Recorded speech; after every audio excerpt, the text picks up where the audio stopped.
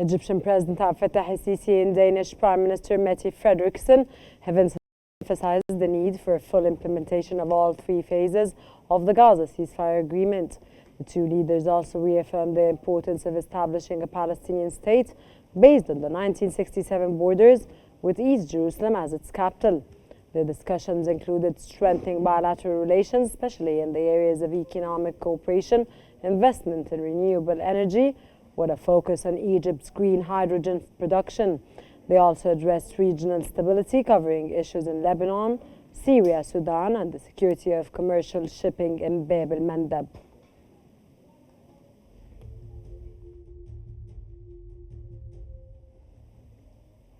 President Abdel Fattah el-Sisi has chaired the 42nd session of the ODA and EPAD Steering Committee via video conference, where he reviewed the agency's activities for 2024.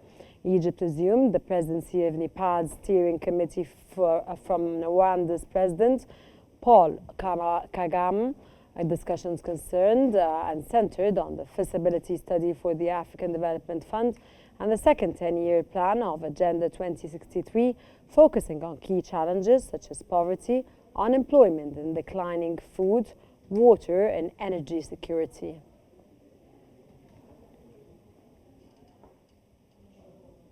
Egypt has stressed that the regional and global peace can only be achieved if the international community recognizes the equal rights of all people in the region.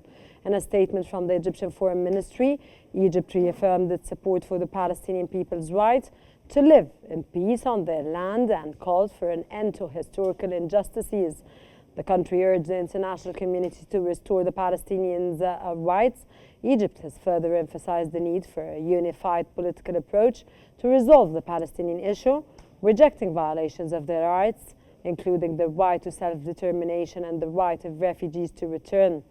It warned that ignoring international legitimacy threatens regional peace, and also reiterated its commitment to a just solution, which includes the establishment of an independent Palestinian state with Jerusalem as its capital.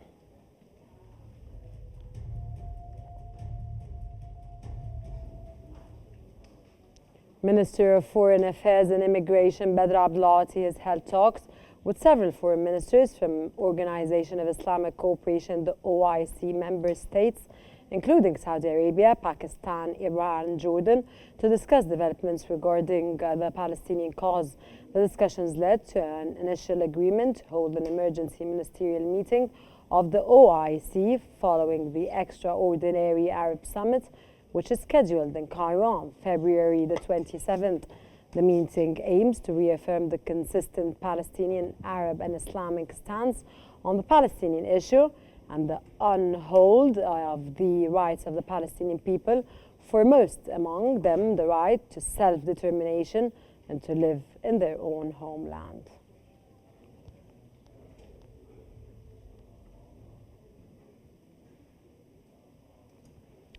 Minister Badr Abdulati holds meetings with U.S. officials in Washington, emphasizing two-state solution, Gaza ceasefire, and regional security. During his visit, Abdulati discussed key issues including Sudan's conflict, Syria's transition, Lebanon's stability, and Libya's need for a unified government. The Egyptian minister also highlighted economic reforms, trade cooperation, and regional security topics in talks with Senators Collins, Graham, and Childs, and Congressman Balrart. Abdulati addressed these matters at the Hudson Institute and in meetings with U.S. officials like Secretary of State Marco Rubio and National Security Advisor Mike Waltz.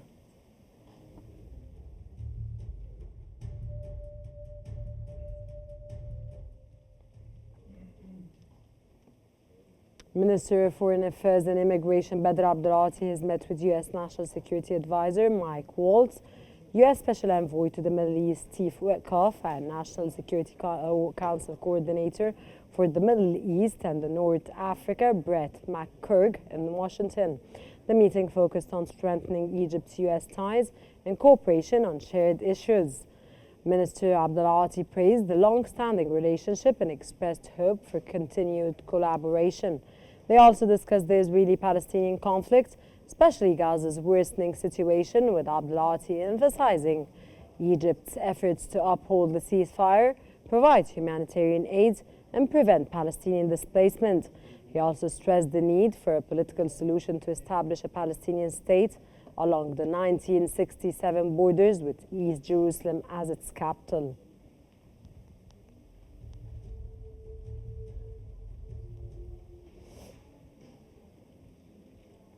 Al Qahira News Channel has reported that 14 fuel trucks have entered Gaza from Egypt. The channel also confirmed that 158 trucks carrying medical and food supplies have crossed into Gaza through the Karam Abu Salim and Al Auja border crossings. This aid delivery coincides with the ongoing ceasefire and its implementation efforts.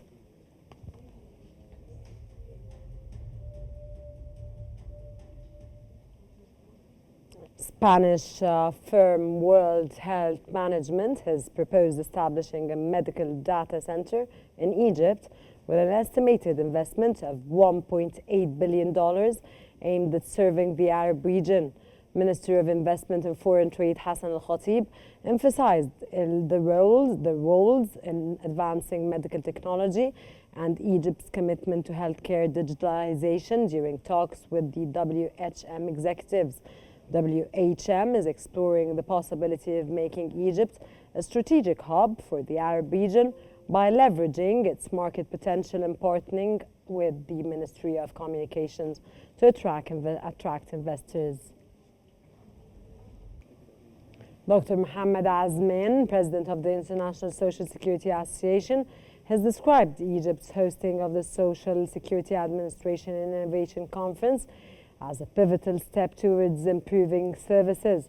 He praised Egypt's progress in social insurance, highlighting programs like the Kaful and Karama, which benefit 22 million people, and the 100 Million Health Initiative that tackled the hepatitis C. Dr. Azmin also commended Egypt's leadership in advancing social security despite global economic challenges and the impact of the COVID-19, emphasizing the crucial role of the security institutions in driving change and ensuring sustainability.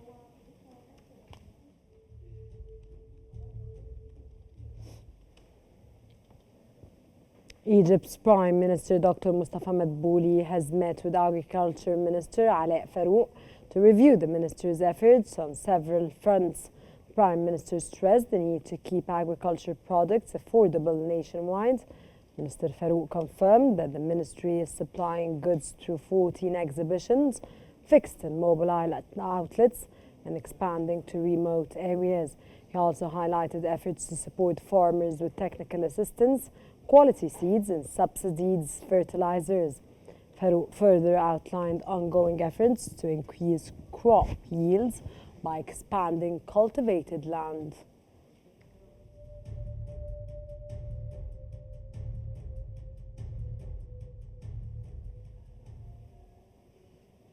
Cairo Governor Dr. Ibrahim Sabir has highlighted achievements of the Women Field Training Program in Cairo. The program, part of the Women Lead for Executives initiative run by the National Training Academy, took place from January 13 to February the 10th. The governor of Egypt highlighted the program's alignment with President Fattah al-Sisi's directives to empower women across various sectors. He also emphasized the importance of such initiatives for shaping a sustainable future in line with Egypt's Vision 2030, noting that it's crucial for women to assume leadership roles in the political, social, and economic spheres.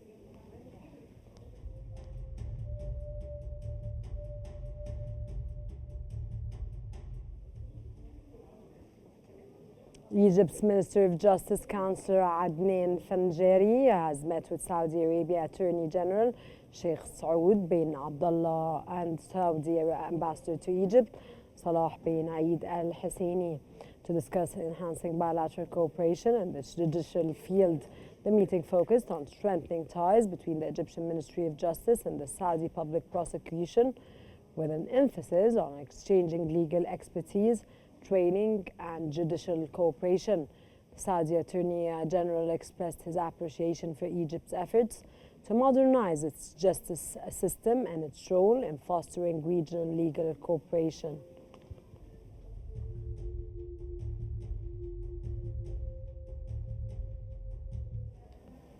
Egypt's Environment Minister Dr. Yasmin Fouad has met with Japan's ambassador to Cairo to discuss expanding cooperation in climate change mitigation and reducing plastic waste.